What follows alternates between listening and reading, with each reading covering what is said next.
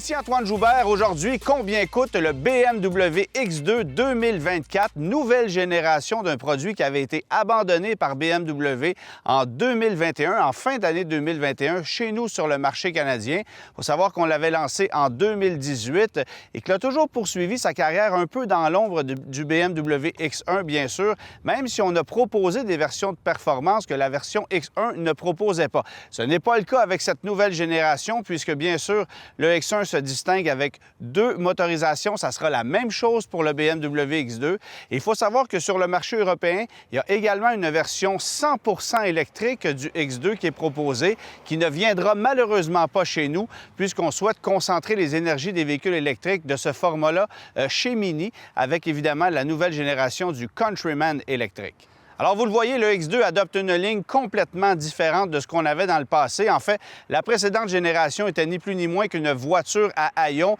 qu'on faisait passer faussement pour un VUS, mais là, on a un format drôlement plus imposant, un véhicule qui est plus haut sur pattes, qui offre beaucoup plus d'espace à l'intérieur et qui a une ligne très caractéristique. Certains aimeront, certains détesteront, mais je vous avoue que personnellement, je trouve ça très original, surtout dans cette peinture qui est évidemment optionnelle, une peinture qu'on choisit dans le catalogue de sélection de BMW pour un coût de 6 000 $. Alors, c'est une peinture qui coûte cher. Il y en a quelques-unes comme ça, mais ça change littéralement le look du véhicule. Évidemment, ça, c'est la version de performance, la version M35i, mais la version d'entrée de gamme avec le moteur 2 litres de 241 chevaux qui adopte le même moteur de base que le X1. Bien là, à ce moment-là, c'est le X-Drive 28i. Évidemment, tous les modèles qui sont vendus chez nous sont des 4 roues motrices et ce sont des véhicules dont la vocation est plus sportive que le X1, qui se veut plus généraliste, un produit qui vient rivaliser évidemment avec l'Audi Q3, avec le Mercedes-Benz GLA.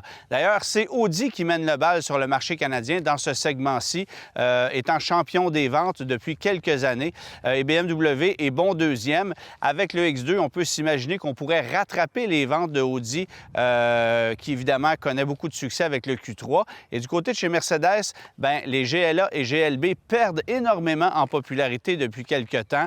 Reste à voir si Mercedes-Benz sera en mesure de rattraper le retard qu'on a accumulé depuis quelques années, parce que pour l'heure, c'est vraiment Audi et BMW qui sont les meneurs dans ce segment-là. Il y a Cadillac également qui se défend très bien dans le segment, mais évidemment, on n'a pas de version de performance équivalent à cette version M35. En fait, il n'y a que Mercedes-Benz avec la GLA 35 AMG qui propose un produit comparable à ce qu'on a ici. Un mot maintenant sur le plan du design, évidemment, pour mentionner qu'on a une lunette arrière qui est très élancée, un béquet arrière qui vient surplomber le haillon à l'arrière, alors une partie tronquée.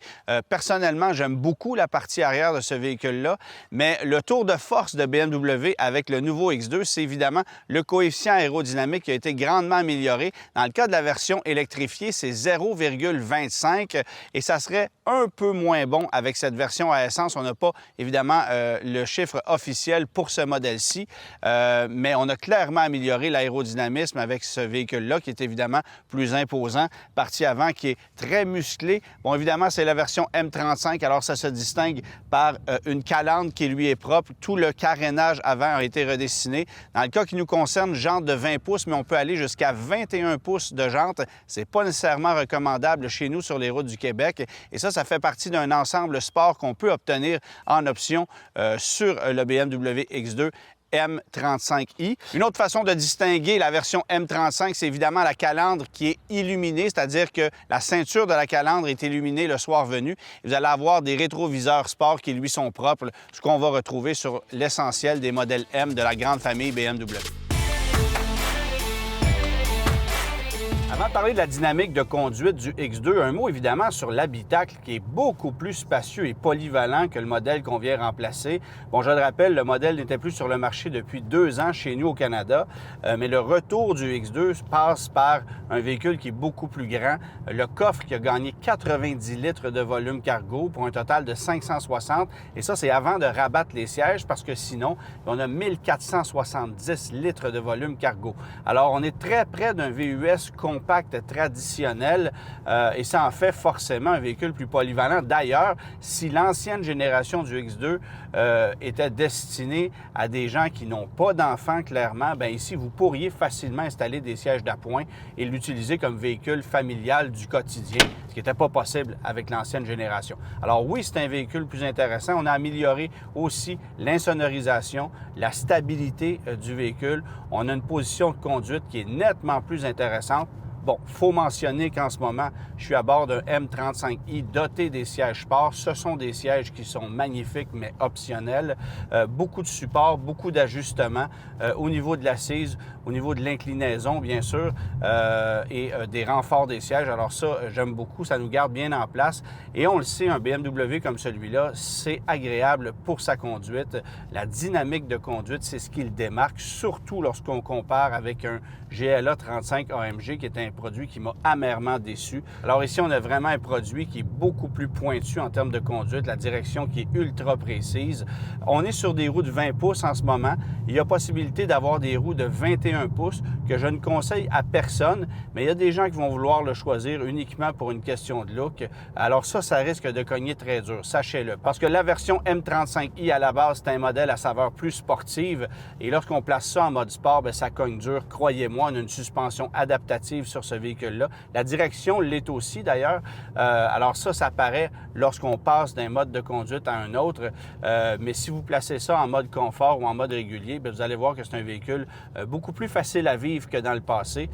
Et ça, je trouve que BMW a bien travaillé à ce niveau-là. Je l'avais constaté aussi sur la nouvelle génération du X1, qui est plus polyvalent en matière de conduite, là aussi. Mais l'élément qui est intéressant avec ce véhicule-ci, c'est encore une fois la direction qui est très précise et qui permet d'avoir une conduite beaucoup plus engageante qu'avec n'importe quel autre véhicule de la compétition. J'inclurais même l'Audi Q3, qui est un véhicule que j'apprécie particulièrement. Mais évidemment, il n'y a pas de version de performance dans la famille Q3, pas de SQ3 qui est offert sur notre marché. Ça aurait été intéressant d'ailleurs de faire l'exercice de comparaison avec un produit comme celui-là, mais on ne l'a pas chez Audi et ça permet à BMW de se placer au sommet des véhicules à saveur plus sportive dans le segment, autant du côté du X1 que du X2. Rendu là, ça sera une question de goût personnel, une question d'allégeance en matière de design. Et il faut savoir que le X2 est un produit un peu plus long que le X1. C'est 5 cm plus long de par le fait qu'on a une lunette arrière qui est plus élancée.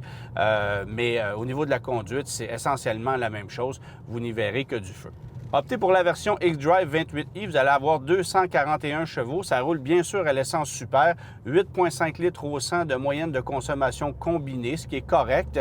Mais ce qui est un petit peu plus intéressant que du côté d'Audi, où la consommation déçoit un peu plus avec le Q3. Alors ça, c'est peut-être un point qu'Audi pourrait améliorer. Mais si vous optez pour cette version M35, bien là, vous allez avoir une mécanique beaucoup plus performante.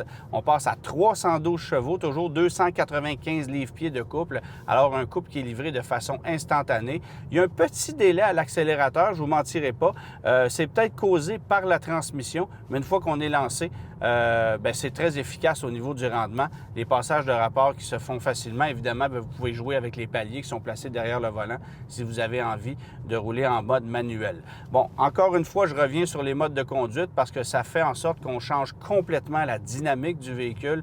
En mode confort, vous pourriez rouler des heures et des heures sans vous fatiguer, mais en mode sport, vous allez voir que c'est très, très ferme et le rendement de la transmission, lui aussi, change drastiquement pour vous amener à un niveau de conduite très sportive, voire même un peu délinquant. Alors, c'est très engageant, mais ça devient vite agaçant si vous êtes dans un milieu urbain.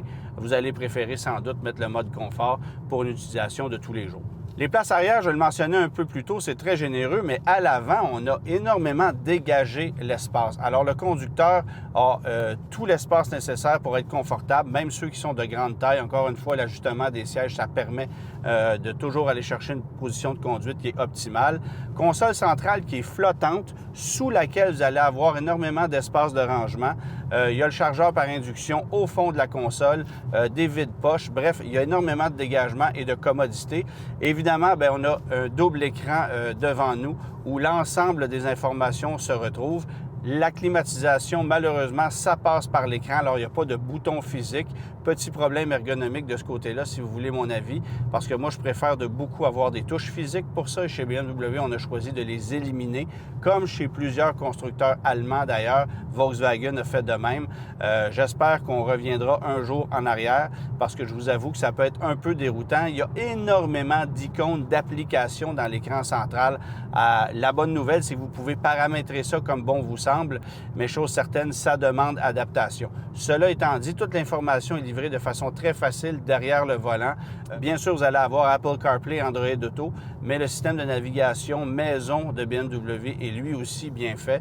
Et dans le cas qui nous concerne, visualisation tête haute, il y a énormément d'équipements dans le véhicule dans lequel je me trouve, mais évidemment, la facture est conséquente. Volant chauffant, siège chauffant à l'avant comme à l'arrière. Alors ça, c'est inclus avec le véhicule. Super système audio également. Et côté performance, côté accélération, bien là, avec 312 chevaux, on a énormément de puissance. Ça demeure un 4 cylindres, alors je vous avoue que j'ai toujours préféré la souplesse des 6 cylindres BMW, mais le 2 litres fait un travail exceptionnel. On dit qu'on peut boucler le 0-100 km/h en 5,2 secondes seulement. Alors, c'est une machine quand même assez rapide, mais je n'ai pas tenté l'exercice, évidemment, dans le contexte actuel. Dans le segment des VUS compacts de luxe chez BMW, vous avez donc deux choix, le X1 ou le X2. Et si vous choisissez le X2, ça sera évidemment un peu plus cher. Dans le cas de la version X-Drive 28i, c'est 3 000 $ de plus qu'on vient ajouter. Et si vous optez pour la version M35i, c'est 1 900 $ de plus que l'équivalent du côté de la gamme X1 parce que, évidemment, l'équipement est à peu près le même. Mais vous allez voir qu'on peut ajouter des options sur le modèle qui est ici et que le prix d'entrée n'est quand même pas donné dans le cas de la version M35 parce que c'est un véhicule à vocation de performance. Alors, si vous optez pour un BMW X2 X-Drive 28i, prix d'entrée, transport, préparation, frais de concessionnaire inclus à 51 952 $. C'est 48 800 plus les frais. Et si vous optez pour cette version M35, 62 552 $. Alors, c'est 59 400 $ plus les frais. Et dans le cas qui nous concerne, on vient ajouter quelques options. Je vous ai fait part de la couleur qui coûte à elle seule 6 000 $. Et il y a une multitude de couleurs qu'on peut obtenir de façon personnalisée. Bon, évidemment, il y a des frais de couleur standard qui vont vous coûter 900 $. Mais si vous voulez avoir une peinture mât comme celle-ci, ça sera 6 000 $. C'est quand même pas donné. Dans le cas qui nous concerne, on a aussi l'ensemble Premium Essential qu'on appelle. Ça comprend verre acoustique, les rétroviseurs à coloration électrochimique, l'accès démarrage sans clé, bien sûr, volant chauffant, toit panoramique. Remarquez, dans le cas qui nous concerne, on ne l'a pas parce que c'est un véhicule européen et que les ensembles d'options ne sont pas exactement les mêmes. Mais pour un véhicule comme celui-là, chez nous, ça serait inclus sur le véhicule. Les rétroviseurs qui sont rétractables électriquement et le chargeur par induction, ça fait partie du groupe d'options qui coûte 3 100 $. Système de conduite avancé, c'est 2 000 $ de plus. Et sur ce véhicule-ci, on a aussi l'ensemble M Sport. Ça comprend tous les accents noirs lustrés sur la carrosserie, les freins M Sport, les sièges Sport que vous avez pu voir et les phares qui sont teintés à l'avant. Alors tout ça, c'est 2 500 $. Facture totale d'un véhicule équivalent à celui-ci chez nous au Canada et c'est disponible dès maintenant parce que ça arrive au moment où on se parle chez les concessionnaires. 74 152 $, c'est quand même pas donné. On est dans le plus petit créneau des VUS de BMW, n'oublions pas ça. Et bien sûr, c'est le modèle M, mais on n'est pas encore avec un moteur à 6 cylindres. C'est encore un 4 cylindres qui fait 312 chevaux, comme je vous l'ai mentionné un peu plus tôt. Alors, financement 72 mois pour un véhicule comme celui-ci, le taux est à 8,49 %. Ça paraît que ça vient de sortir sur le marché. C'est 1 499 $ par mois, taxes incluses sur 6 ans, que vous allez débourser pour un véhicule comme celui-ci. En location, on est quand même assez agressif. Les taux sont plus bas et les valeurs résiduelles sont assez agressives aussi. Alors, ça peut être un avantage. De toute façon, la plupart des gens louent chez BMW, du moins chez nous au Canada. Alors, location 48 mois, 20 000 km par année à un taux de 6,38 %. C'est 1 270 110 par mois, taxes incluses, sur un 48 mois, bien sûr, après quoi vous pourriez racheter le véhicule pour une valeur résiduelle fixée à 34 032 plus taxes. Maintenant, à quoi comparer le produit qui est ici? Bien, clairement, au Mercedes GLA 35 AMG. C'est le seul rival direct qu'on puisse trouver pour le moment. Il n'y a pas d'autre véhicule comparable à celui-là qui offre un tel niveau de performance dans le créneau, à moins, bien sûr, de monter en gamme et d'aller dans des véhicules qui sont un peu plus volumineux. Sauf qu'ici, on se rapproche dangereusement d'une voiture. On est à peine plus haut, plus lourd qu'une Volkswagen Golf R, par exemple. Alors, c'est un compromis à faire pour ceux qui veulent avoir un véhicule un peu plus VUS qu'une voiture traditionnelle. Et c'est ce qui risque de faire le succès de ce véhicule-là, qui se distingue aussi sur le plan esthétique et qui offre un côté pratique qu'on n'avait pas dans le passé avec le BMW X2. Évidemment que la version régulière, la xDrive 28i, connaîtra davantage de succès de par son prix un peu plus alléchant et parce que plusieurs acheteurs qui, intéressés par le X1, pourraient désormais faire le saut vers le X2, ce qui n'était pas nécessairement le cas dans le passé, considérant le côté pratique qui était un peu plus absent sur l'ancienne génération. Alors, produit qui connaîtra certainement un bon succès et ça permettra sans doute à BMW d'aller rejoindre Audi qui, comme je le mentionnais un peu plus tôt, se situe au sommet des ventes de la catégorie en ce moment avec son Q3.